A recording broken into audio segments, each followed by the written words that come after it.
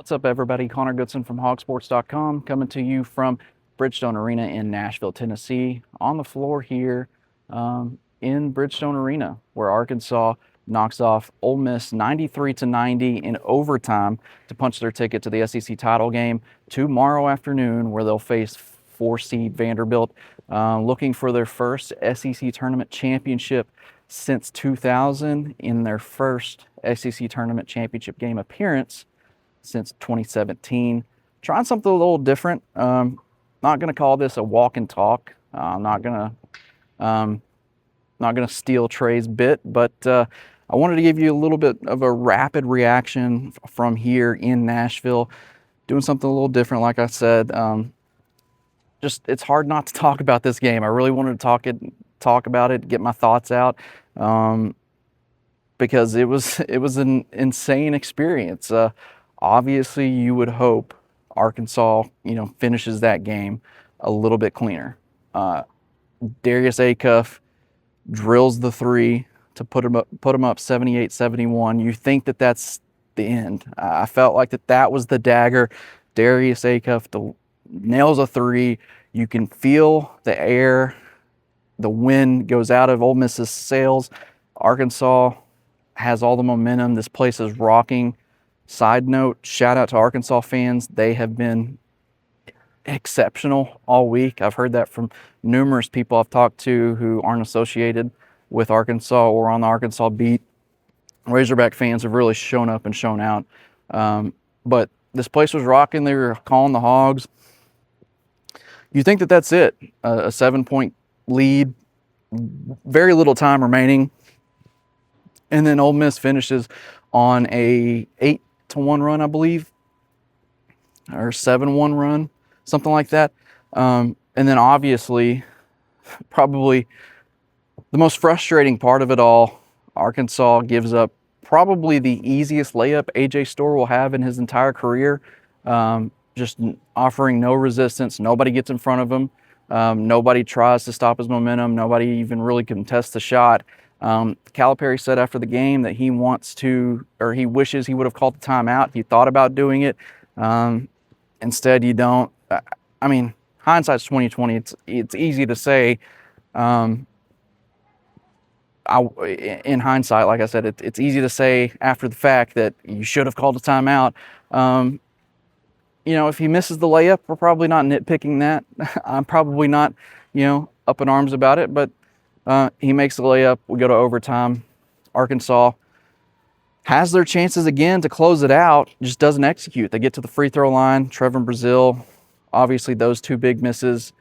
I really, really thought it was going to be a replay of last year when TB goes up to the line, misses two.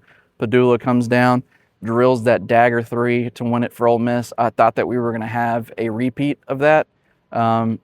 Fortunately, Travis Perry isn't able to get that last second heave to fall. Arkansas in clutch closing time, winning time, they go 1 of 5 from the line. Not great. And those are the little details I think that can win and lose you games in March. And it almost cost Arkansas here. You're going to be playing a lot of teams that are desperate. Everyone's desperate. I was talking to Darius Acuff after the game. He said that, Ole Miss was desperate, yeah, but we're desperate too. Arkansas is desperate too. We want to win a championship. We have all these aspirations. They're desperate too.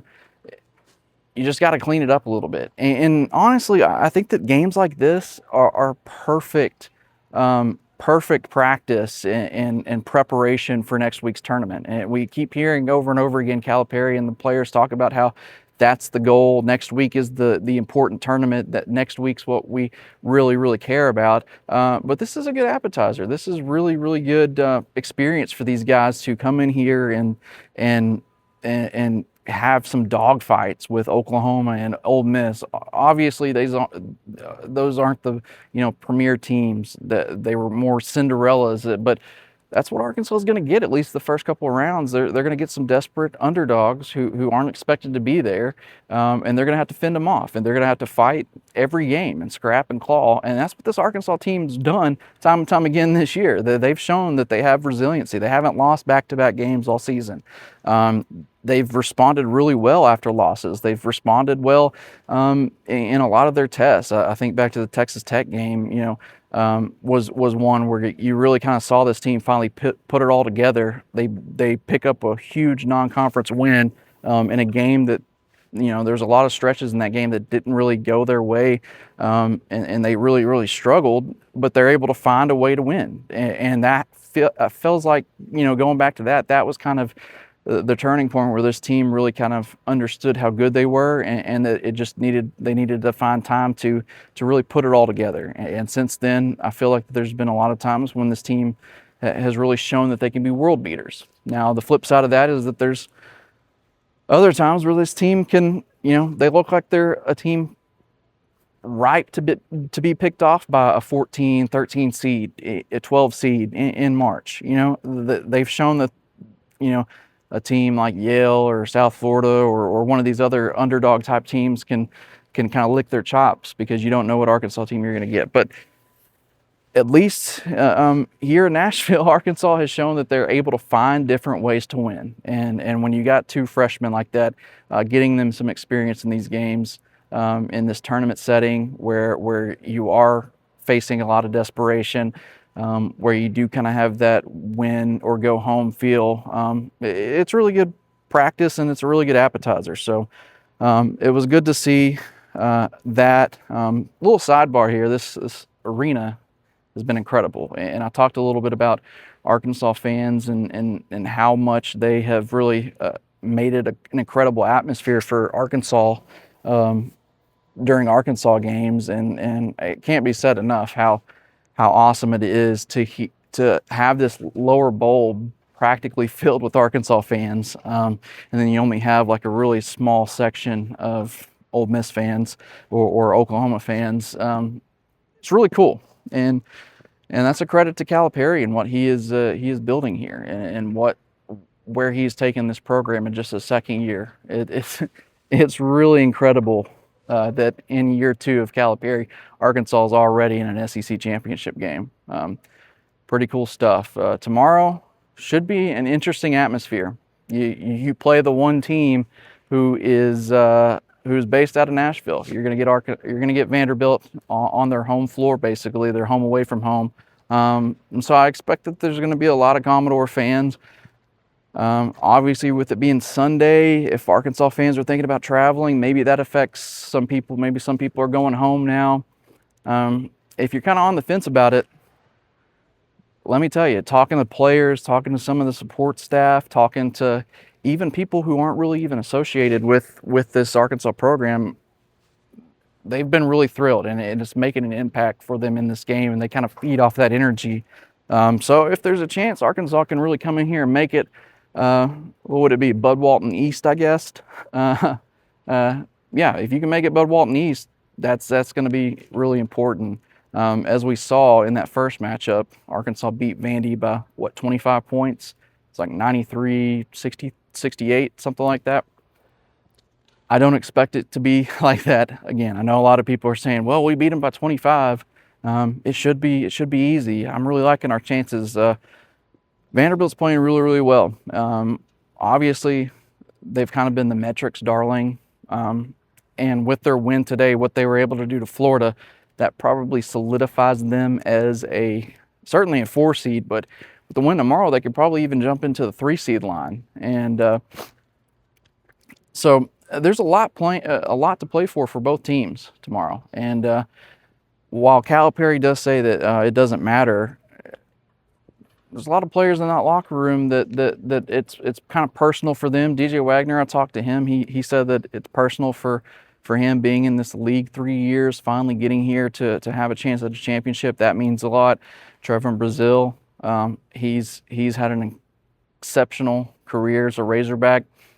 Through all the ups and downs, he has for him to finally get to this point, it means a lot to him too, is what he said. So yeah, there's going to be a lot on the line. It's going to be a dogfight. If you're expecting Arkansas to come out here and just replicate what they did in Bud Walton back 2 months ago, 15 games ago, no, that's not going to happen. It's going to be a dogfight. Arkansas is going to have to show up ready to play. They're going to have to get treatment, rest up. Hopefully they're already in bed, getting ready for tomorrow. But yeah, Arkansas is going to have to show up ready to play, and it should be a fun game. It should be a fun atmosphere. It's been an incredible atmosphere all week, so I'm excited. This will be my first SEC championship game to cover. It's my second time coming to Nashville for the SEC tournament, and it's been awesome. It's been fun. It's been fun coverage, providing you guys with some coverage of it. And yeah, like I said a while ago, I just wanted to do something different. Hop on here, get some of my thoughts out, and talk about this because it's an amazing run. It's an amazing run, and don't take it for granted. Having two freshmen like Malik Thomas, Darius Acuff, there's only a very limited amount of games left we have watching these guys. So don't take it for granted. Try to soak in as many of those clutch threes, those pull-up jumpers, those insane moments. Soak them up as much as you can, because it will come to an end, hopefully a lot longer or a lot later than we hope, or than a lot of people expect. But yeah, so that's my point, I guess, is to enjoy this last few weeks of this season, and really soak it in, because it doesn't happen a lot. So I'm rambling, so I'll get off of here, but appreciate y'all watching, subscribing, reading our content. Go to hogsports.com. That's HAWG Sports. We'll have a lot of coverage tomorrow, hopefully some extended post-game coverage of a huge win. That would be nice. Should be a fun time, but y'all check us out at hogsports.com. Again, that's HAWGsports.com. I've been Connor Goodson. I'll see you later.